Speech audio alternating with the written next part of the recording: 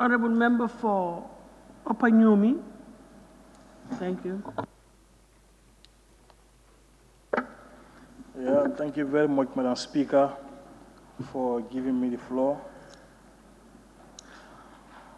Madam Speaker, I think my submission will be very, very precise and straight to the point. And I will restrict myself with that of agriculture. Madam Speaker, the simplest definition of agriculture, as to my own knowledge, is the production of food and feed for all the people residing in that particular country and animals.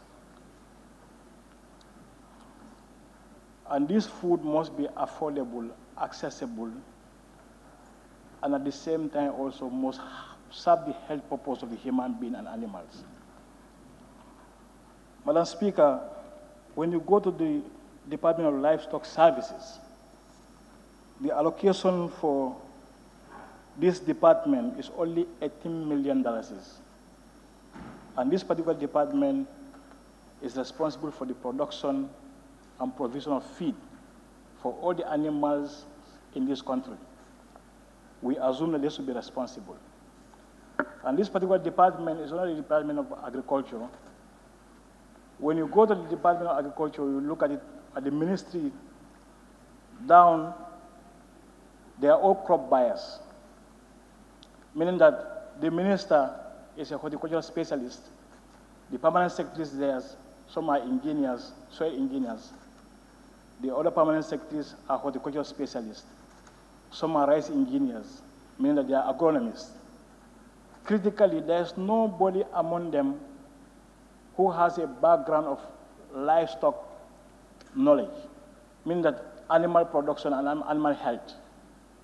So therefore, the chunk amount of our money is going to crop production instead of livestock. And there's a need to shift the paradigm, Madam Speaker. Shifting the paradigm in the sense that we have to diversify the agricultural base, meaning that we have to shift from crop production to animal production.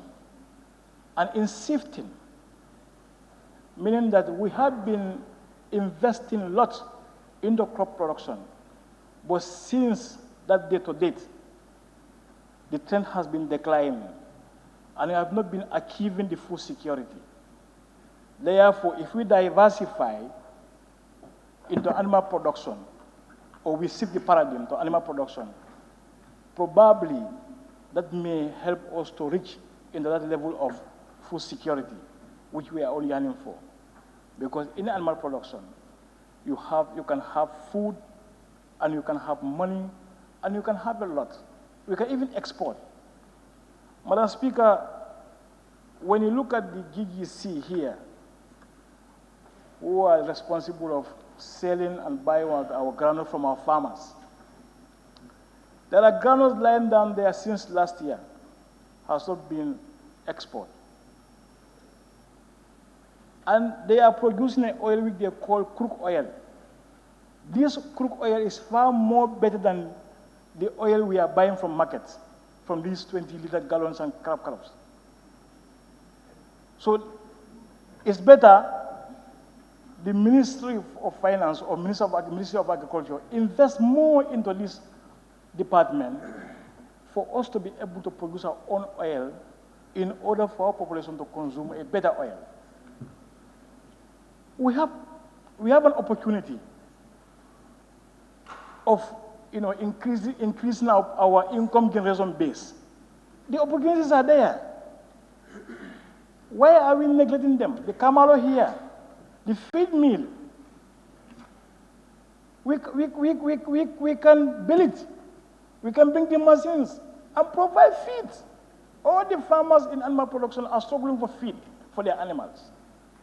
And agriculture simply means production of food and feed for all the human beings living in that particular country and animals. You cannot provide food for people and you don't provide feed for animals. The two has to go together. And that's why it's lagging here. Even the farmers, when they use the animals in their farms, at the end of the day, they sell all the granules hay. So meaning that they don't reserve food for their animals. And that's why, we are importing milk. We can make it here, Madam Speaker. Potential is there. It's there. Madam Speaker, I would like to thank the Minister of Finance for the last year 50% salary increment, and which is sustainable to me up to date because nobody has been complaining of not receiving their salary since the increment.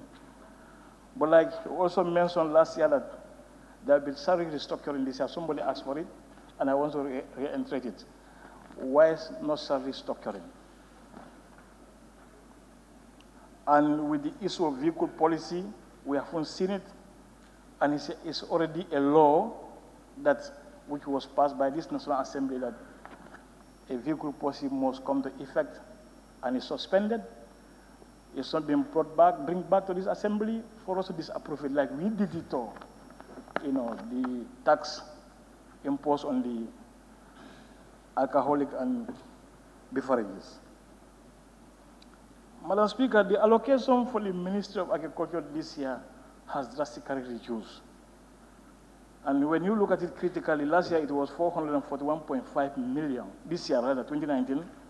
And this year, next year, 2020, is 394.98 million, which is at a low side. And there is a need for an increment in this particular area. And therefore, we want this increment to go into livestock sector. Because with the emergence of last year foot and mouth diseases, and there is a prophecy that there's an emergency of the disease again next year, and in a different trait, which is more dangerous than the one we saw last year. So meaning that this department needs a lot of vaccines to vaccinate our animals against this particular disease. So too many problems. Honorable Minister, we have to help livestock sector in order to keep our farmers alive. Because some of our farmers are depending on this livestock for everything.